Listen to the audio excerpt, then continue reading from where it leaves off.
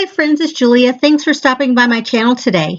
Today I'm sharing a layout that I created using my January 2020 Counterfeit Kit Challenge kit. It was also my December 2019 Christmas Stash Kit.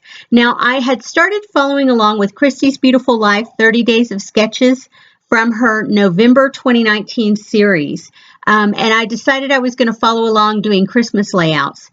For whatever reason, I didn't get done in December and I wasn't able to follow along on a daily basis. And so what I actually opted to do was just continue on with it. And that's what I've done. And so now that it's January, I finally was able to get everything completed, get all the layouts done. Will they all be uploaded in January? Probably not. They will probably carry on through February so that I'll have plenty of time to get them uploaded. Now here I'm using some pattern paper on a white cardstock background. I'm using some pattern paper from Freckled Fawn that was part of my kit. It's just a scrap of paper that I cut down a little bit more. That border strip is actually a branding strip from one of the papers that I cut down to add on to here. And then the striped, of course, you saw was just a little offcut from a piece of paper. And so, yeah. I'm working on creating my background here. Once I get this down, I'm going to opt to do a little bit more over to the right side of the paper. And I find that when I have been following along with the sketches that Christy uses, they have a lot of mixed media components. She may not always follow along with these sketches, the mixed media component of it, but she does a lot of mixed media, and that's cool. That's okay. I'm way okay with that. But I am not really that, I'm not a mixed media kind of girl. I like it in little bits, maybe some spray mist, but other than that, I don't really use a lot of it. So, you know, trying to find that happy medium of following along with the sketches that have so much mixed media it's been a challenge for me. And I appreciate that because ever so often you need to break your binds a little bit and stretch yourself a little bit. Even though I haven't really done the mixed media, the sketches are not necessarily ones I would have chosen for myself. So I do like the push of getting those done. Like the sizes here, there's 3 different sizes of photo on this page, and initially it was a little bit scary to think about doing it like this, but then I thought, okay, I can do this. I can cut these photos and I can lay them on at an angle. I can do this. Because if you guys have been following me, or even if this is your first time here, I have a problem with angles. I am a very linear person. I don't necessarily have to have things matchy-matchy. What's on the right doesn't necessarily have to be on the left and vice versa. But when it comes to tilting my photos or tearing paper or anything that's going to give something a jagged edge or an uneven edge, and I find myself getting a little bit weird about it. And so anything that pushes me to do that is really a stretch for me. Now this title is one that I picked up at a retreat that I went to, and it was somebody's leftover letters, and I'm guessing they ended up on the do not want table because they have no adhesive left on them. They're beautiful letters, and I love them, but when you don't have any adhesive to make everything stick down, they're no fun. But you know, that happens most times with chipboard alphabets, and so I've just come to realize that, you know, sometimes you have to do your own thing. So here I'm actually taping my ruler down to the paper only to put this title down and keep it straight. I usually will put the title onto my ruler and go over, use that to then flip over and put the adhesive on it, but because there was not enough adhesive to keep it stuck to the ruler, yeah, it was a bit of a challenge. So I thought, well, this will probably be the easiest way for me to get this done. And so it worked out pretty good. And you can see there, I have, there wasn't enough ease left in the sticker collection, so I had to Frankenstein one. which is not a big thing for me. I don't mind doing that. I want to get as much use from my letters as I possibly can before I throw the package out.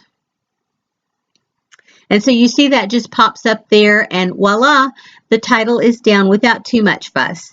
I do weight it down a little bit with my stamping blocks, only to get it to adhere completely, because these were not completely flat. They were a little bit warped and bowed. And I love that I was able to use varying sizes of photos in this layout. I don't always do that. That's the other thing that I sometimes struggle with, is using variable sizes. Like here I've got a 4x6, I've got a 3x5, and then I've got the two that are, I think, 2.5x3 or 2.5x3.5. So yeah, here you can see I walked away for a little bit and threw down the embellishments where I wanted stuff placed. And so I'm going to come back and do a lot of the adhering. I'm actually putting some of the stars down that were in one of the ephemera packs. And here I've got another alphabet that I'm using. It's a pretty old one, and I believe it was from like the Target dollar spot. And it is so old that it is popping off the paper, and it may not go back into my stash when this is done. I may get rid of it because it doesn't have much adhesive left on it. So I laid the other ruler on top, and I was going to put some glue down, and then I thought, no, what I'm going to end up doing is kind of like what I did the first time. I am just going to go through and figure out where I want it. I'm going to add some sticky dots behind each of the letters, and then I will put them down on the paper using the ruler as a guide. Yeah, I have found that some of my older supplies, especially like these, now these were not the top of the line stickers to begin with. These are Target dollar spot. And so I don't necessarily expect these to hold up forever. I think the Blessed was that alphabet. I don't remember who the manufacturer was, but I don't think it was like American Crafts or My Mind's Eye or anything like that. I don't even think it was a store brand. I think it was a knockoff brand. And so when they are like that, I really don't hold out much hope that these supplies are going to last. And I've come to that realization, and I tend to not buy those knockoff brands much anymore. Not that I don't, because I do on occasion, especially if they're a really good deal. But I go into it with the realization that I might have to work at getting them to work for me later. So here I'm adding this acrylic Christmas tree down, and I am just using some glue dots, putting that behind there, and I have put a December title at the top. Those little deer heads are one that I created with a Spellbinders die that I got a couple of years ago on clearance, and just kept it in my stash. I punched out a ton of those little deer heads and then went back and spent some time and adhered them all. Yeah, and that's typically what I do when I'm not feeling necessarily like I want to create a layout, or if I don't have time to create a layout with a kit. If I have stuff like that, I might take a couple hours at night and put that together. So you can see here I'm mimicking the scallop border and also the washi tape that I had on the other side of on the left side of the paper, but it is different colors and different placements of things. So it's similar, but not exactly the same. Here I'm using my glue dots to place down those little foiled stars, and those are from one of the kits. Here I have a tag that was from Felicity Jane, and I'm just dressing it up with this little round, I don't know what they call it, page reinforcer.